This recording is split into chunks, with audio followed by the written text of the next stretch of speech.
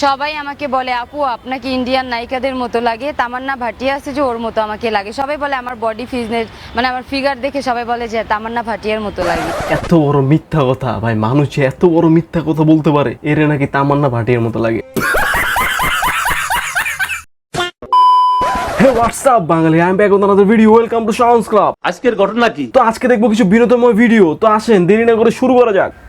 শিল্পপতি খুঁজতেছে, এই জন্য আমার মাসের যে মেকআপ খরচ, মাসে মেকআপ লাগে আপনার হচ্ছে 2 লাখ টাকার, বুঝতে পারছেন? কি মাসে নাকি লাগে 2 লাখ টাকার মেকআপ? মানে আপু আমি শুধু জানতে চাই আপনি এত মেকআপ মারেন কোন জায়গায়? Good question, you are a good question. কারণ আমি দেখতে পাইতেছি আপনার মুখ সাদা আর হাত কালা।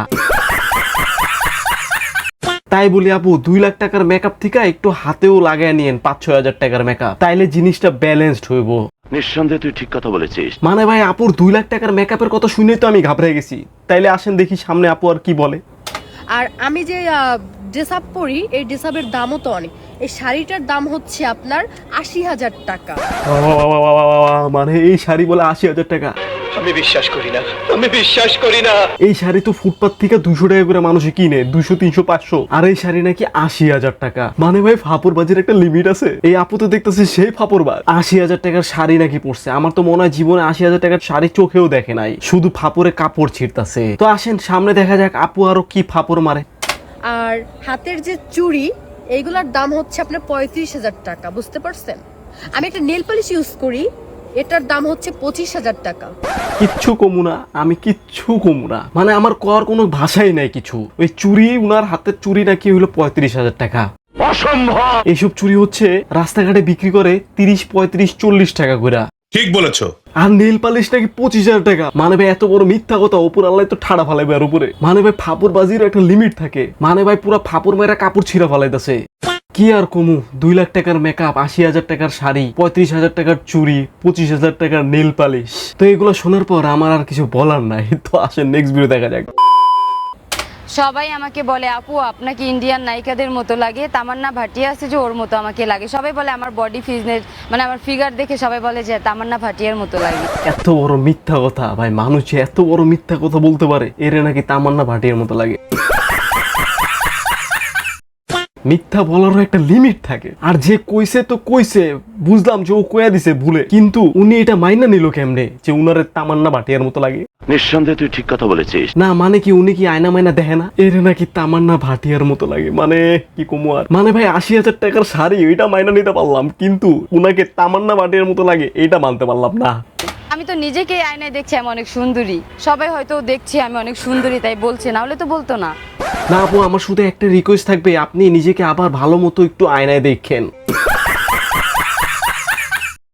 আপনাকে কোন অ্যাঙ্গেল থেকে তামান্না ভাটিয়ার মতো লাগে না। আর শালার কোন মানুষ যে আপনারে কইছে তামান্না ভাটিয়ার মতো লাগে আমি এটাই বুঝতাছি না। ওরা কি টিনের চশমা পরে আপনারা দেখতেছিল? মানে ভাই উনাকে তামান্না ভাটিয়ার মতো লাগে এটা শোনার পরে তো আমি মানে কি বলবো, আমি তো ভাষাই হারায় ফেলাইছি। তো আসেন নেক্সট ভিডিও দেখা যাক এখন।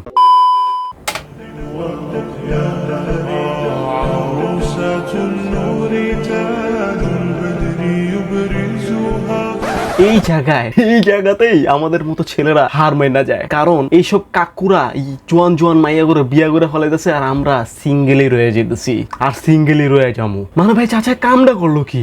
এইটা কি কোনো কথা? এইটা দেখার জন্য আমি একদমই প্রস্তুত ছিলাম না। মানে এখন আমার নিজেরই কান্না আসতেছে। থাক কান্না করুম না।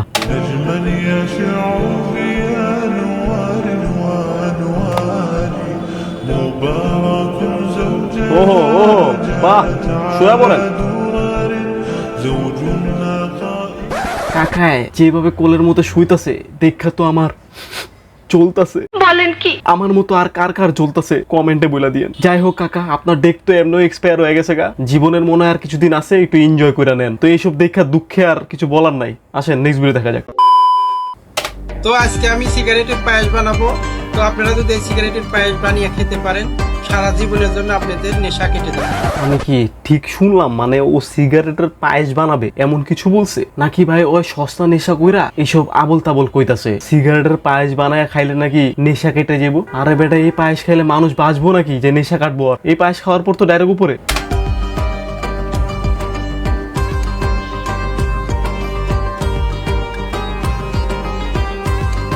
কি রে ভাই, আসলে ও কি করতেছে এইসব? ভাই রে ভাই, তো মারাত্মক মানুষ রে ভাই।